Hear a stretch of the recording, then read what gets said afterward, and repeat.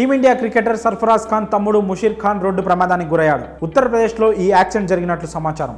ఈ ప్రమాదంలో ముషీర్ ఖాన్కు తీవ్ర గాయాలైనట్లు తెలుస్తోంది. ప్రమాద సమయంలో ముషీర్ ఖాన్తో పాటు అతని తండ్రి నౌషద్ ఖాన్ కూడా ఉన్నారు. ఇరానీ కప్ కోసం కాన్పూర్ నుంచి లక్నోకు వెళ్తుండగా ప్రమాదం చోటు చేసుకుంది. ఇటీవలే జరిగిన దులీప్ ట్రోఫీలో ముషీర్ ఖాన్ అద్భుతంగా రాణించిన విషయం తెలిసిందే.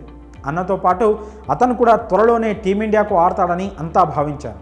కానీ దురదృష్టవశాత్తు ఇప్పుడు ముషీర్ ఖాన్ రోడ్డు ప్రమాదానికి గురై గాయాల పాలయ్యాడు. ఈ ప్రమాదంలో అతని మెడకు ఫ్రాక్చర్ అయినట్లు వైద్యులు నిర్ధారించారు. ఈ ప్రమాదం కారణంగా లక్నో వేదికగా అక్టోబర్ 1 నుంచి జరగనున్న ఇరానీ కప్కు ముషీర్ ఖాన్ దూరం కానున్నాడు. మొత్తంగా ఓ 3 నెలల పాటు ముషీర్ ఖాన్ క్రికెట్కు పూర్తిగా దూరం కానున్నాడు. ఇరానీ కప్తో పాటు అక్టోబర్ 11 నుంచి జరిగే రంజీ ట్రోఫీ ప్రారంభ రౌండ్లకు కూడా ఇతను దూరం కానున్నాడు. ఇప్పటి వరకు 9 ఫస్ట్ క్లాస్ మ్యాచ్లు ఆడిన ముషీర్ అతి తక్కువ మ్యాచ్లోనే స్టార్ ప్లేయర్గా గుర్తింపు పొందాడు. 51.14 సగటుతో 716 పరుగులు చేశాడు.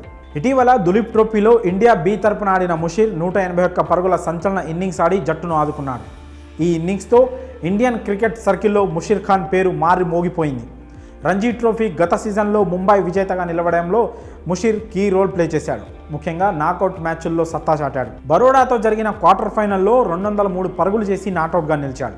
విదర్భతో జరిగిన ఫైనల్లోనూ 136 పరుగులతో చెలరేగాడు. మరి ఇంత అద్భుతంగా ఆడుతున్న టైంలో అలాగే టీమిండియాలో చోటే లక్ష్యంగా దూసుకెళ్తున్న ముషీర్ ఖాన్ యాక్సిడెంట్తో ఆసుపత్రి పాలు కావడంపై మీ అభిప్రాయాలను కామెంట్స్ రూపంలో తెలియజేయండి.